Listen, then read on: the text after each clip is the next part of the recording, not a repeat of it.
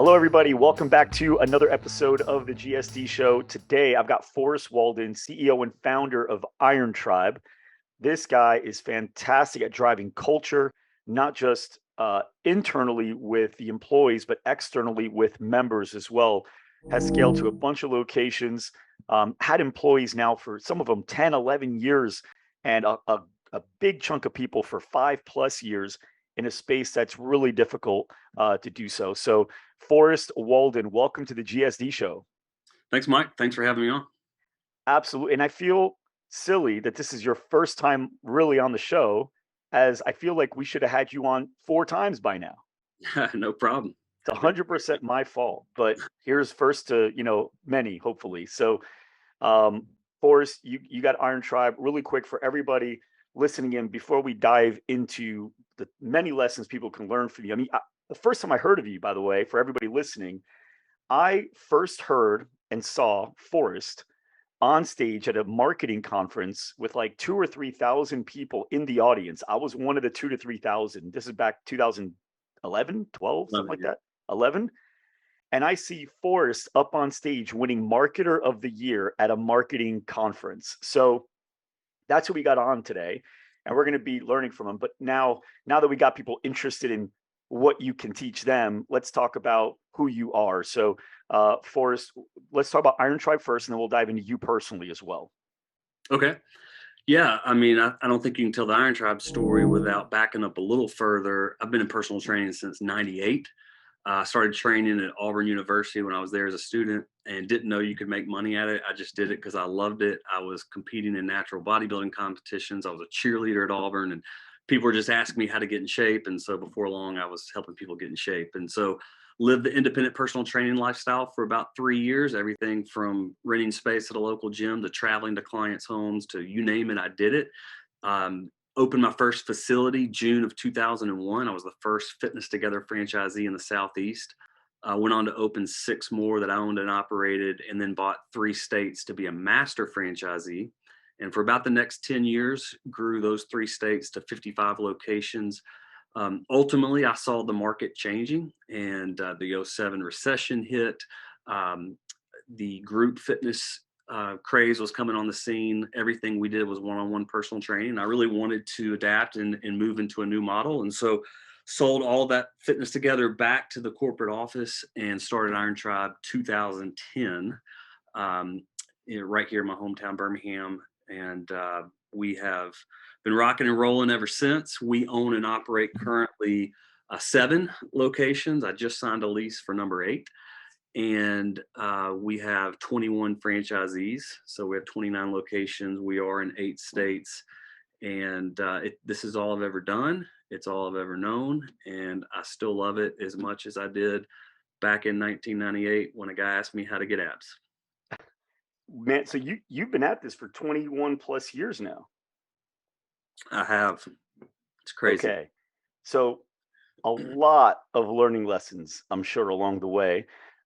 Really quick, one of the things I really, like and respect about you too is your not only your commitment to the vision of the company and the people inside the company, both members and employees, but also commitment to family. You have a very balanced life. Now, balance, maybe not to the ordinary man, but balance to the entrepreneur. You absolutely make time for family. Why don't we talk about your family? How many kids you got, and your wife? How long you guys been together? Yeah, so I actually met my wife at Auburn. We were both cheerleaders, and it had to be taboo for a while because you weren't supposed to date on the squad, but we managed to pull it off. We got married. We've been married 22 years. We have 4 children, and they range in ages from 19 years old, sophomore at in college, down to a 6th grader who's 12. 2 girls, 2 boys, and my youngest is adopted from Ethiopia. So that's been a challenge and a blessing all in one. That's so awesome, man. That's so awesome. Okay, so let's dive in a little bit here. Today, what I really want to talk about are two main things: marketing. I'd also, you know what, 3 things, because there's another thing here that I think you do really well. But the first two are marketing and culture development. We'll probably start on the culture thing first. I think that's a pressing issue these days. And then I also want to dive into ongoing education, as you're a man that really values that. Not only business, which we know from me being a part of groups that you're a part of and constantly learning, and but then also personal, which you're a part of stuff like Warrior. I know you were just with one of my consultants, Matt, who's a good friend of mine in a personal development program as well. So I'd like to dive into that too. But let's dive into culture. How many employees are under the umbrella of Iron Tribe? To include franchisee locations or just the ones we own and Well, operate? how many locations are there total? So you said you have your eighth one about to open. Congratulations, by the way. And then how many total locations? 29. 29 total locations. Okay. And how many under the 29? There would be roughly 110. 110 employees? Okay. And one of the things that I remember when I went down to your office in Birmingham earlier this year, Mhm. we got a chance to hang out, go get dinner, and I also got to hang out in your HQ. And there was an employee I met, a trainer, head trainer, who I think has been with you for 10 or 11 years. Is that right? Yeah, he just celebrated his 10-year Just this year. celebrated his 10 year Well, this year. we had 2 celebrate 10 years this year, Both coaches? both coaches. Man. So that's not normal in this industry. It's very hard to retain that. And then do you have, how many people would you say you have for 5+ years? I mean, the vast majority of our corporately owned. I can't speak as much for my franchisees. I mean, I know some that have 6, 7 years, but I know my people that my corporately owned the best. But yeah, I would say, in fact, Karen did this the other day. She ran average tenure across our 35, and it was 6.5 years. Wow. And when you have people that start really bring that average down, that says a lot about how many you got above that time frame as well. Yep. So average is 6.5 years. So what is different if a gym owner that's really struggling with employee retention, hanging on to their coaches, hanging on to their studio managers, your front desk. I mean, the person that's really helping you manage everything, Karen, she's been with you for how long? 11 years. 11 years. So people have a hard time hanging on to people like this. If that person walked into your gym or started like shadowing you and walking with, hanging out with you for like a month, what would they learn in that 30-day period that they're probably not doing that you're doing so well? Well, I think you have to step back even further and take a look at the business model itself, Okay. because it was birthed from me trying to do this and make a living and build a career and start a family and realize, oh my gosh, I'm trading time for money. I read a book Hmm. called Rich Dad Poor Dad in 2000. First business book I had ever read, Mike. All I had read up to that point was, how to get bigger biceps and uh, Arnold Schwarzenegger and all that. But I read Right. that book and I'm like, oh my gosh, I'm trading time for money. It was an Hmm. epiphany for me. And the only way to not trade time for money was to create leverage. He was big on real estate, or he was big on starting a business and leveraging yourself through people. Had no interest in real estate, so went the business route. And from the very beginning, I thought, man, I don't want to create the same things I've gone through, which is you only get paid when you have a client, you only get paid Right. when you have a session, you don't have a real job. If you take a day off, you don't get paid. If it snows, you don't get paid. If Hmm. you go to the beach, you don't. All the pitfalls of the normal trainer. And so from the very beginning, we started with W-2 salaries and benefits. And we've been through a bunch of iterations with our model. But the biggest change we ever made recently, the last 2 years, is we launched a semi-private training option as part of our program offering. And because of the higher margins, I'm really able to allow my people to participate in the upside of the business. We all talk about gross revenue, everyone, managers, franchisees, coaches, trainers. Hmm. I've tried so many different comp plans over the years, and man, they don't really understand. If we have an $80,000 month, that doesn't mean 80 goes in my pocket. Like at the end of the day, it's like only because I didn't educate them. And so we freely talk about our numbers. They know what it means for the gym to hit certain benchmarks. They know what it means for their class participation rates and what they can do as a coach to drive revenue. Because what I love them to know and understand is fundamentally, whether you're selling a bag of protein, saving someone who's about to go out the back door, or help me bring someone on coming in through the front door, generating referral, it all matters. It Hmm. all matters. And so we're gross revenue. Just two ways we drive revenue for our coaches: gross revenue and then attendance in their classes. And there's a multiple for how they end up making money. But all our interests are aligned. Yeah. I love that you said that too, because in GSD Con Money, which was April 2022, we had quite a few people up on stage. It was kind of like a running theme. And the trend was people were doing what guys like you were doing, where they're actually sharing what the money means to the business and what it doesn't mean. So they were showing like, hey, here's what it costs when we generate a lead and we don't close them. Here's what that costs. Here's what it costs when we get somebody to show up and they don't buy. Like that's what it costs to get that person in the door. And when we add a new employee, like this is what it does to our margins at this scale or at this scale. When we don't upsell or when we don't sell somebody the highest plan, or if we don't increase pricing enough, here's how it can affect the business. And here's how it can affect the business and everyone in it if we do increase pricing. And having conversations with I think every owner, every CEO, they want their people to be bought in to the growth of the company, but it's hard to be vested in the growth of a company if you don't know the guts behind it and what's happening. It's very hard. So I love that you said that. Well, one thing I do have to challenge you on though is you said you just started that over the last 2 years, but by that point you had this guy that you have for 10 years for 8 years. So you also did something before that. I'd like to talk Yeah. about all the things. So that's one thing, and I think that's solid. What else? What got that guy 2 years ago before all this to be here for 8? So some of my superstars, I've been able to give additional roles inside of the company as we've scaled. So coach Okay. education, some additional things above and beyond the floor, being on the floor.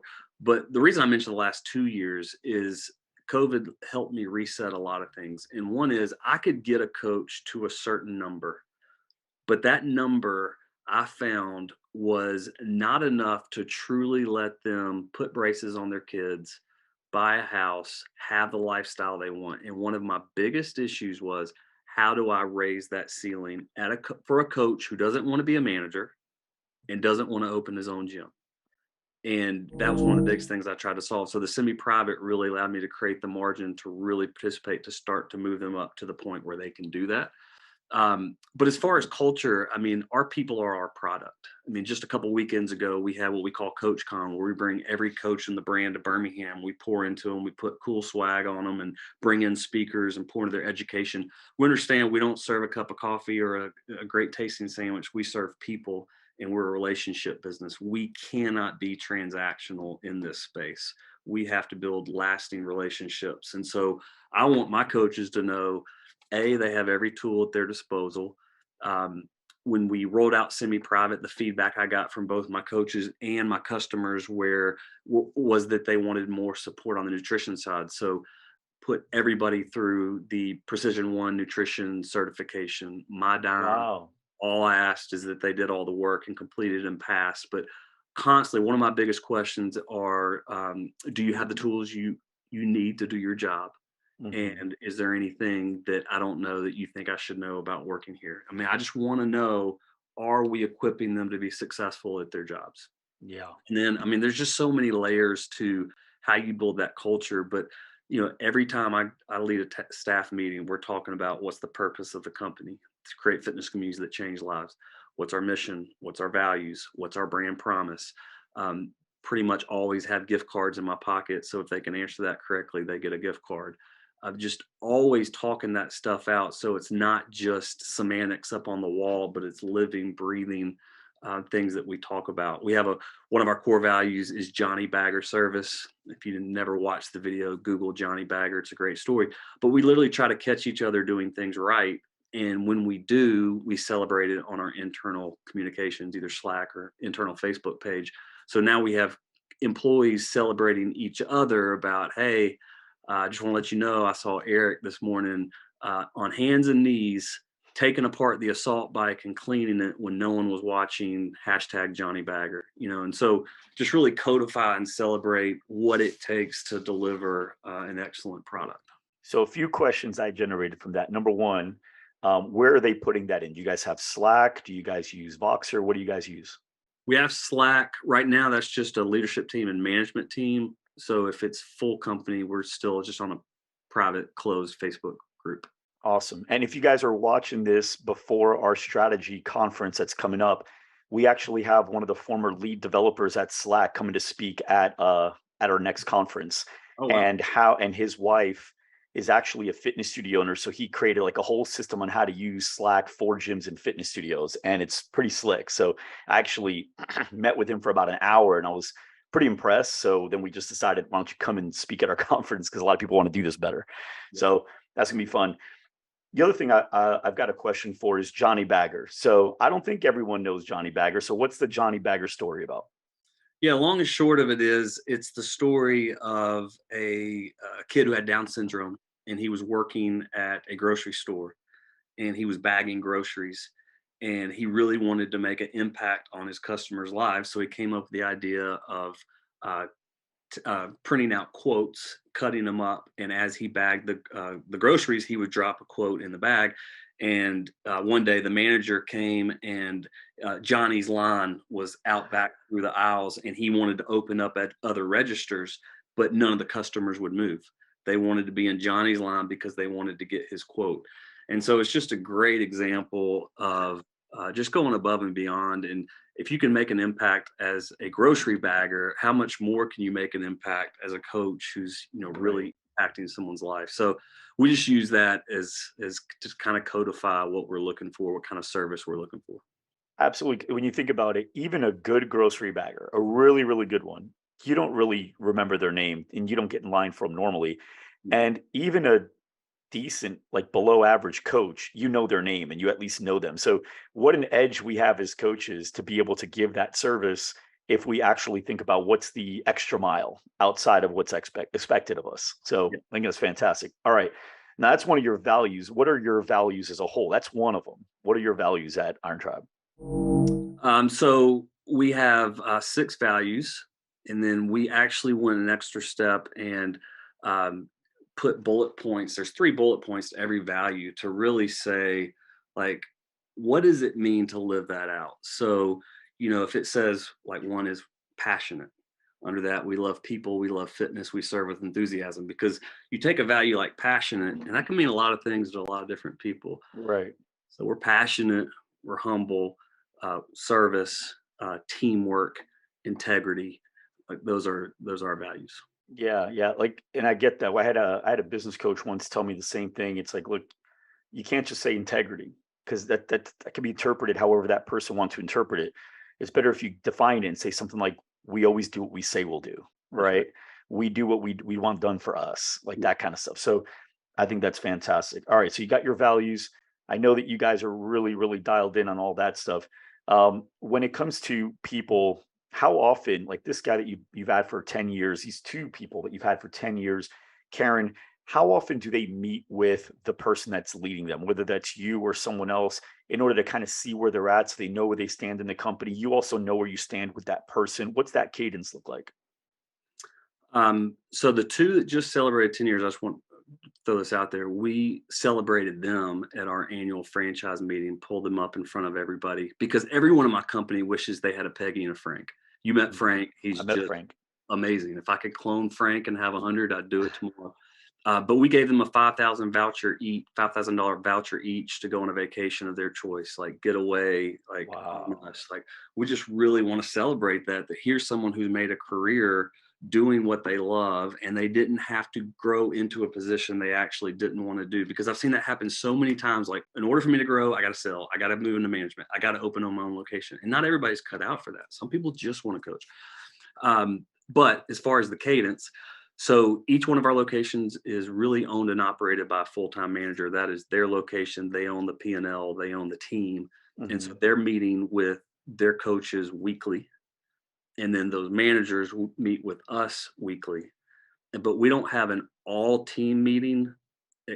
We have that once a quarter, only because it's so hard to get all my people together physically, because we're so busy. Our gaps that we used to have when we were just large group have shrunk, because I have found semi-private clients can come more flexible. They're typically higher end net worth and business owners. And like, now we're running 3 o'clock classes and 1 o'clock classes and 10 o'clock classes. So, like, when are we going to meet? So anyway, long answer, but they're meeting weekly with their manager, quarterly with us. I love that. Okay.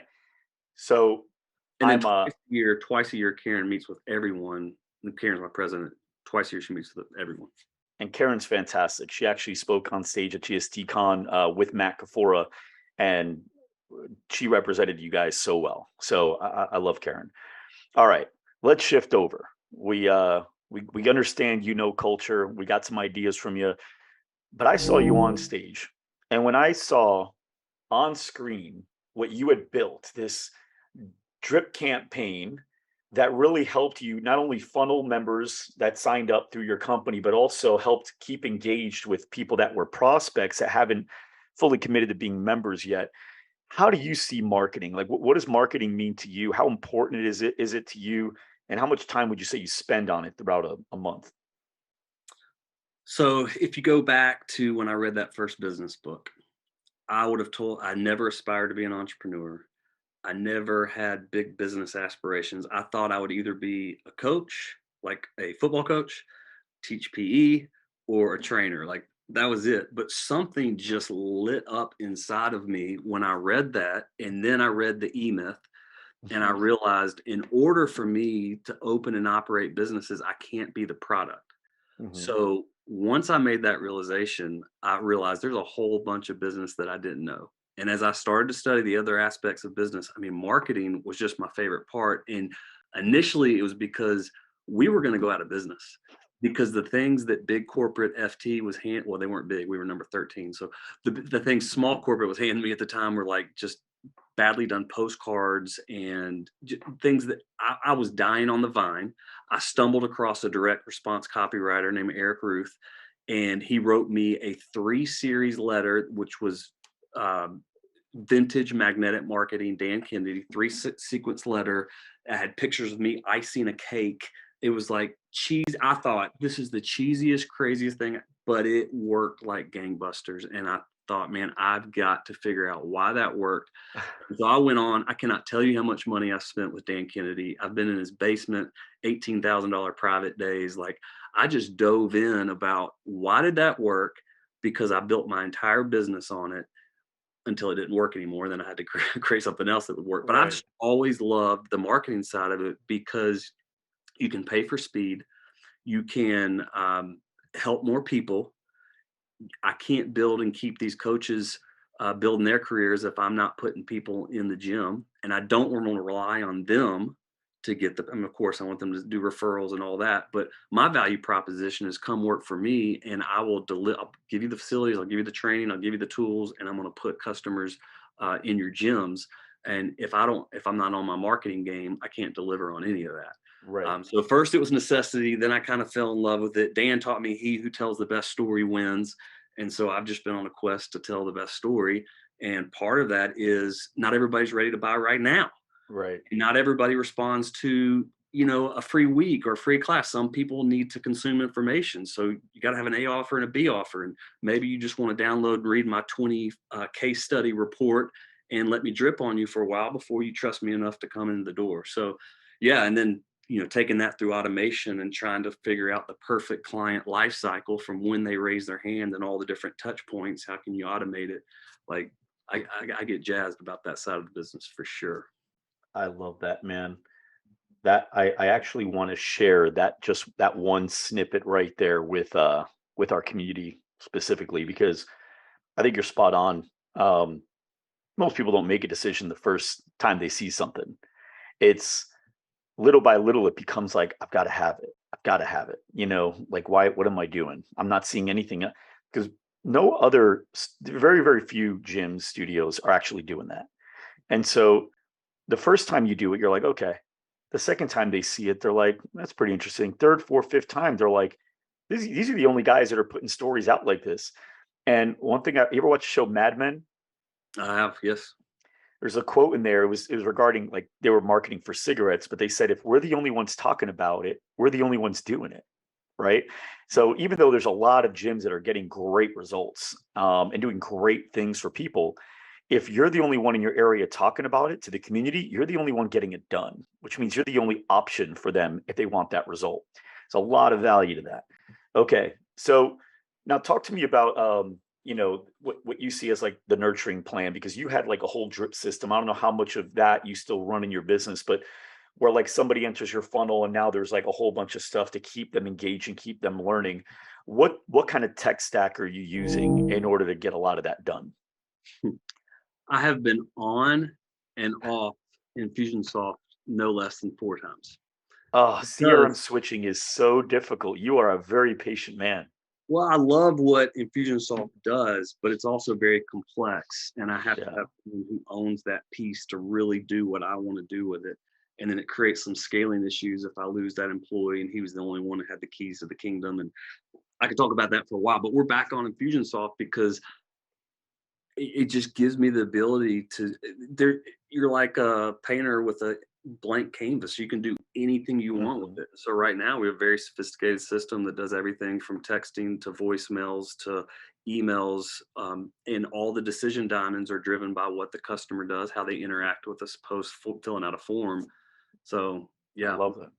and one of my big I spent so much money, $500,000 on my balance sheet trying to create I custom built our own software that integrate. So Infusionsoft was under it. Our custom software was over the top of it to help. And I know one of the pain issues is when you have a CRM that's not connected to your club operating system, you end up with duplicate contacts. Mhm. So I might have Mike who came in as a prospect, but now he's an active client in this system, but he's getting emails from this system as a prospect, and people think you're an idiot because you can't get. So anyway, I've done so many things to try to solve that issue. And right now, what we've done is let Infusionsoft do everything pre-sale, and then we'll do everything post-sale in our operating system that has a built-in CRM, but it's so rudimentary compared to what I can do over here.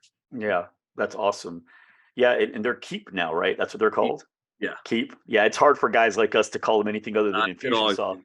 it's always I've been in their first building, like the old days from 12 years ago. So yeah, I was with them for a while earlier on. We recently switched to HubSpot just because of what we want on the marketing and sales side for our industry. yep. But great product. Okay, so I want to talk to you also about the education, not just what you do for yourself, but also your team. So I don't know if you saw, but Abby was on our stage at GSDCon. I did, I did. Do you know why she was on our stage?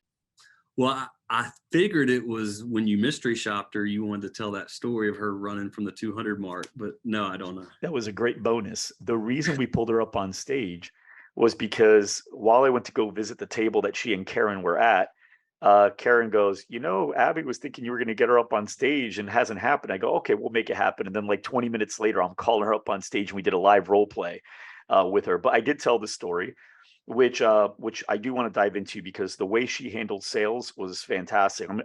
For everyone listening and watching, what I'm going to talk to you about is the mystery shopping experience I did to Iron Tribe and what happened when Abby answered the phone.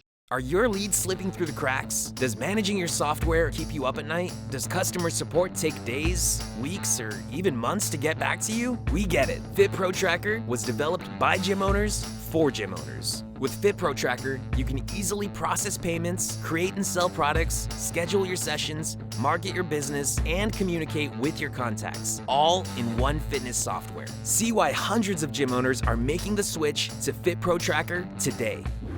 When I talked with Abby, she said, I feel like I know you.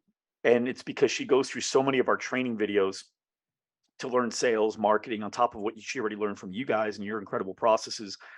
How important, how much do you value ongoing education for your people? Well, almost the same way I answered your culture question, which is I went back to I was the trainer in the beginning. I lived the life and I tried to solve that product. I am a learner. I was never good at traditional school. I think I had like a 2.8 and was proud of it. Mhm. But man, when it comes to consuming information that can actually change my life, whether it's health and fitness or making money, like I'm all in. My library is insane. I know yours is. The podcast I listen to constantly, the amount of money I've invested in, I reference Dan Kennedy. I'm easy 150, 200 in the Dan. And the same with Garrett White and Wake Up Warrior. Like I'm constantly looking for Loud Rumor. We're monthly, we're all in on your coaching. I'm constantly looking for ways, again, that I can pay for speed because Mhm. you have a skill set. Garrett has a skill set. Dan has a skill set that I don't have yet. And I can read books. That's good. I can go through info products. By the way, I've never met an info product I haven't purchased. That's the joke around the office. Just stay away from it because I will buy, even if I never open it, I'll buy it. Isn't it funny how the best salespeople are the easiest to sell to? 100%. I just love, I mean, you strip it all away. That's what I love the most is growing and expanding. And the minute I grow and stop growing and expanding, like I'm dead. Yeah. Like maintenance is terrible. I can't do maintenance. I've got to be growing. And so that's who I am. And therefore, that's what I expect out of my people. But then I give them the opportunities to step into that and put them in groups that I Mhm. don't have time for anymore, or groups that are more suited for them than they are for me. And I said it when you guys were here and we filmed a segment, but one of the biggest successful pieces of us rolling out the semi-private post COVID was the amount of role playing that they were getting live every week with your team. And we went through every single scenario we could possibly think of that would be an objection because it was a big change to our model. And there was nothing they weren't prepared for. And then if we heard something from a client that they hadn't practiced, that next call was like, hey guys, I heard this. And then we would script it. And I mean, we were just ready and it was massively successful. I So love that. I love that. that's an example of giving them the tool, and why Abby said she knows you is because she's in there. We expect it. And with Lightspeed, we can assign it and know she watched it. And that's just a Mhm. part of our weekly rhythm. I love that so much. She did such a great job. And so now, for everyone listening and watching, here's the story of Abby. So, Forrest and I agreed to meet at his HQ in Birmingham earlier this year, 2022. And I think right before I left for my trip, I had asked you to send me like, hey, why don't you give me the names of 3 studios, 4 studios I can shop and just kind of see how they handle stuff. And I like to actually go in and do a workout. Okay, great. And I ended up getting the names of the 3. So when I got there, I actually had Amanda who was there with me. She was our video producer. And so we were in the car and we called one studio. They didn't answer. We called the next studio. They answered first, second ring, and we start talking.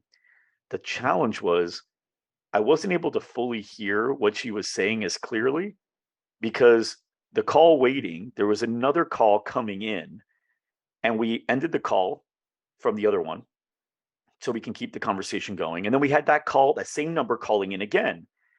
And then Amanda looks at me, she's like, and I go, just ignore it. So she ignored it again.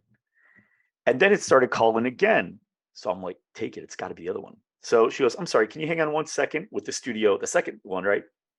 Put him on mute or switch the call. And she goes, hello. And then Abby basically says something like, hi, this is Abby from Iron Tribe. I'm so sorry I missed your call. I saw that you had reached out, wanted to see if there's anything I could help you with. And I was so impressed. I just did one of these to Amanda, like, let's just go talk with her instead. So we never went back to the second one. We started talking and she was totally fine. Like energy was great.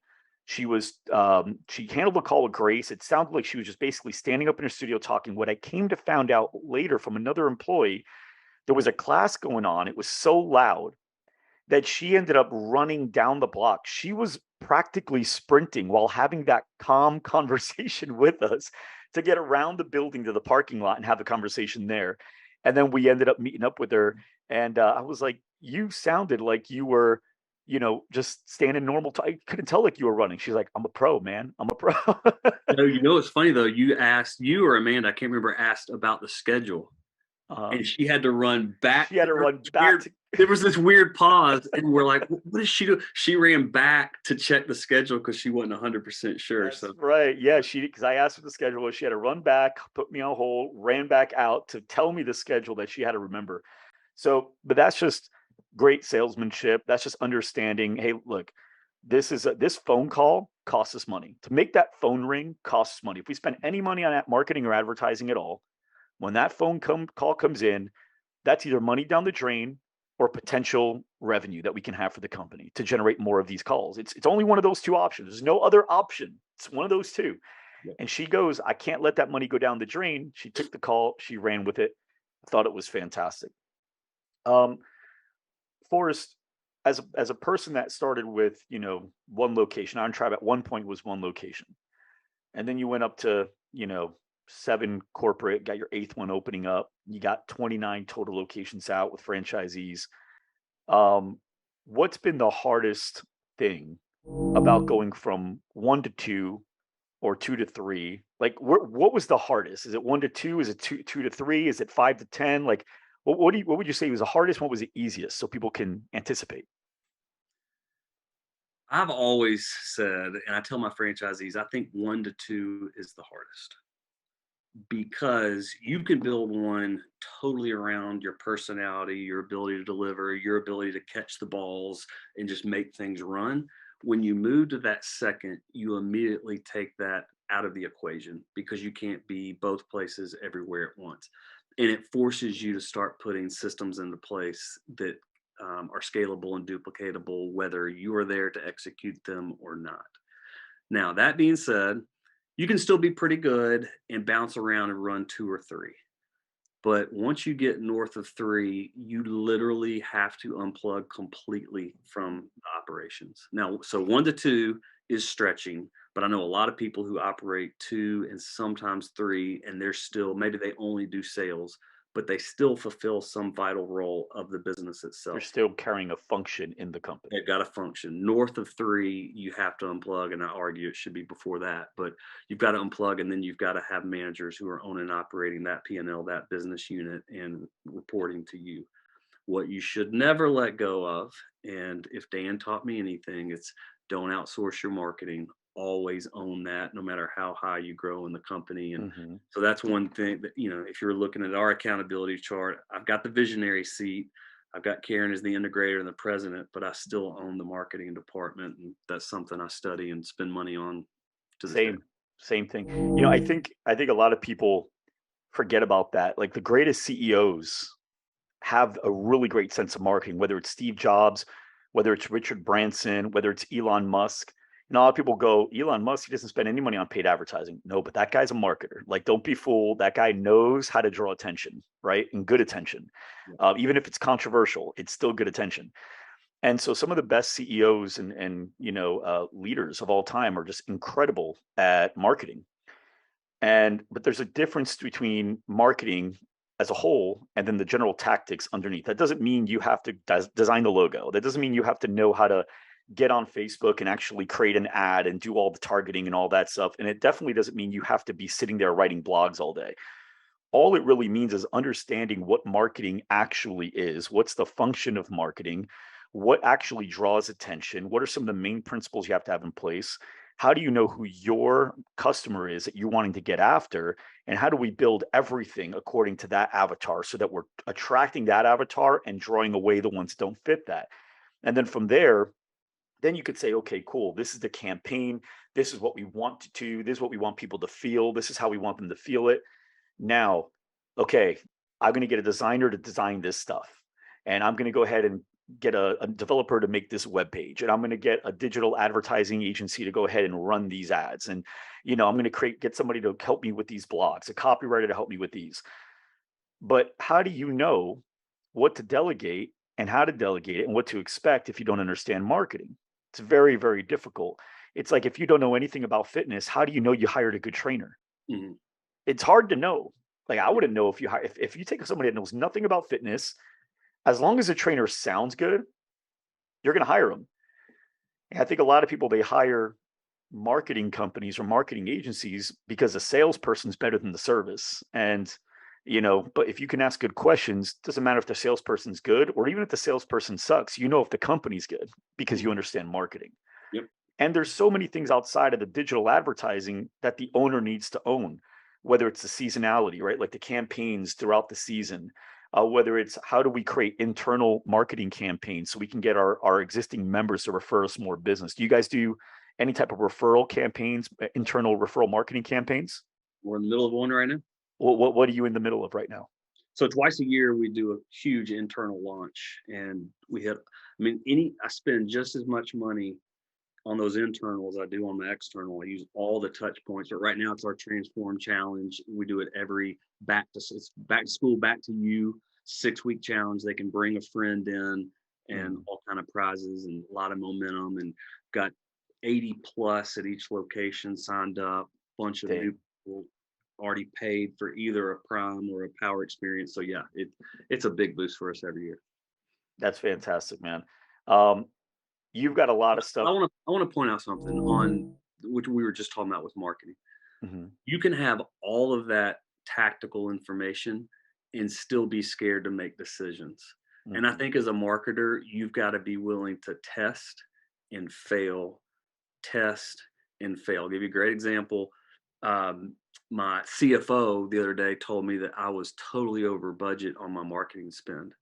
And I said, yeah, I get it, but we're at 400% ROAS. So that marketing budget means nothing to me because we're printing money and I'm going to exceed it. There's gap accounting and there's money math. And I right. think you've got to understand money math and what your acquisition cost is and what your contract value is and be willing. I mean, even if your CPLs are higher than you normally tolerate, but you're converting and there's ROAS, like who cares? Right. But and then so there's that, but then there's also every time you put yourself out there, people are going to talk crap, right? There's praise and there's persecution, and you need both. And Mhm. people are going to talk crap on your ads. And if you can't handle that, if you're shrinking back because people are, making fun of your ads or, whatever, I mean, it's gonna happen. You have to embrace that because that's part of being able to grow is knowing you're going to have persecutors and you're going to have people who love you. It's just, 100%. And a couple things here for anybody that was curious, because Forrest and I, we speak the same language. ROAS is return on ad spend. So there's a difference between ROI and return on ad spend. ROI is return on investment. So that would include, let's say you hired an agency and they charge you, $2,000 a month for the fee, plus they charge you, let's say you spend $2,000 in ad spend. Well, your return on investment, you'd be basing that on $4,000. So $2,000 you spent on them plus $2,000 you're spending on ads, the actual ad spend. However, a ROAS would only measure what you're spending on the ad spend itself, which is a really good way to do it because if you didn't hire the agency, you hired someone to do it, or maybe you did it yourself, and your time has cost to it as well. So Mhm. return on ad spend allows you to really be able to identify which person's actually delivering a better result, whether it's internal, external, whatever. So the next thing you said that I really wanted to highlight too is a good opportunity is when you said, when you run ads, you're going to get good and you're going to get bad. You're going to get lovers and you're going to get haters. Both of them actually provide value to the algorithm. Because if anybody engages with your ad, meaning they like, comment, share, click, or watch a video for an extended amount of time, let's say you have a 3-minute video, they watch 12 seconds or more, the average is about 6 seconds. Well, automatically, the algorithm now picks up that your ad is interesting and is keeping people on the Facebook platform. Therefore, Facebook or Instagram or TikTok, whatever you're using, goes, well, if my mission is to keep people on the platform and this particular advertiser is actually keeping people on the platform longer than the average advertiser, well, then I'm going to show their ad at a cheaper cost more often than I am the others. The others I'm going to charge more and I'm going to show them less often. And so with that, though, we got to know how to manipulate the algorithm while also generating more leads from the ads than normal. So one of the things people don't do enough of is if you get somebody that comments on the ad or shares the ad, you have to not only engage, but if you can, engage in a question format to get them to do it again. Yep. What's also really good to do is let them know that you sent them a DM with a gift. The reason you have to say that is because sometimes if you just send them a DM and thank them and then offer them a free week, that goes right into their spam box. And so they won't know to look for it. But if you say that, they'll know and they'll check their spam box. But just by you commenting and them possibly commenting back, you just gave that ad more juice in the algorithm where it's going to do it. The same thing goes if someone shares it. You got to thank them for sharing. If they tag a friend in your ad, you'd leave 2 comments. One, thanking them for tagging someone, and you leave another comment welcoming the person that was tagged to view it and also take advantage of an offer. If someone even likes your ad, comment thanking them for liking your ad. I know it sounds like overwhelming stuff, but if it allows the algorithm to get your ad out there for cheaper more often while also generating actual engagement from people that are seeing your ads that didn't click and go through the funnel like you initially intended, isn't it worth it? So worth it. And we actually had one of the speakers at GSD Con. We have a segment that we do called One Major Move, where we take people that are super successful in our program. They're doing 80, 100, 120 grand a month. And we have them go up and they speak on what's one major move they do that they believe is a big reason for their success. And one of them actually said, this is like it. I don't care what they do. They like it. They follow us. If they follow us, we send them a message and we thank them. And we may even comment on an ad, say, hey, just wanted to say, thanks for following us. Here's an ad. Here's an offer I thought you might like. Little things like that, but it creates this awesome low cost per impression, which ultimately drips down to a low cost per lead, low cost per acquisition. But it also gets you to generate leads that maybe didn't take all the way the action you liked, but they got this far and you helped them get all the way over here. Mm-hmm. So what you're doing, Forrest, I 100% agree with. Getting more people engaged with those ads, I think is fantastic. And I got to ask you, because I know you're a man that loves this kind of stuff. Have you read Advertising Solution yet? No. Who is that? So Eugene Schwartz co-wrote it with someone. Have you ever, like Robert Collier and Claude Hopkins and all the OGs? They're like the gangsters of advertising. Yeah. So what this guy did was he took all the books like Scientific Advertising and the Robert Collier letters, like all the best marketing books. And he took the best stuff away from it that still applies heavily today. And he just made one book of all the top stuff together with examples of how it works today. Thought you'd like it. At the Advertising Solution. It's a yellow book. So anybody watching, it's a great book to pick up. It's one of my favorites. Forrest, what's next for Iron Tribe? Like, what's the 3-year, 5-year vision? I know everyone's different, whether it's a 10-year, 5-year, 3-year, 2-year. What's your current vision, your long-term, your BHAG, big, hairy, audacious goal? Yeah, so we're super bullish on our model right now. We're growing our corporate footprint. We've just signed with a franchise development group that loves our concept, and we're about to put rocket fuel on this thing. And so we want to get to 100 locations in the next few years, and we feel like we're perfectly primed and situated to do that. I love it, man. I love it. 100 locations. Well, so you're at 29 right now. Yep. So we got to celebrate milestones. So I think we need to celebrate at 33 and then 66 and then 100. So you got to let us know every time you do it. Okay. And at GSDCon, we'll announce your goal and then we'll put you on stage every milestone you hit. Keep you a little more motivated. Sounds good. Sounds good. Yep. I like getting motivation from anywhere and everywhere. So I'm just want to do that for you. Awesome. Well, hey man, thank you so much. The truth is, guys, for everyone listening, I've spent hours with Forrest on whether it's phone calls or in his HQ dinner. And there's this, what we just learned from him is probably a tip of the iceberg. You're actually a mentor in our coaching program to many, and they say great things about you and Karen as well, who's been able to help out in some cases. So I hope to be able to have you back on the show. Yeah, I'd love to do it, and pick the topic, and I'll be there. I love it, man. Well, for everyone watching, for everyone listening, thank you so much for tuning in. If you haven't already, make sure you go to loudrumor.com to get more information on GSDCon. We'd love to have you out there. And if you're a studio owner that wants to know how we can help you grow, same thing, loudrumor.com, and go ahead and get set up a call with us. All right. Thank you so much. We'll see you next week.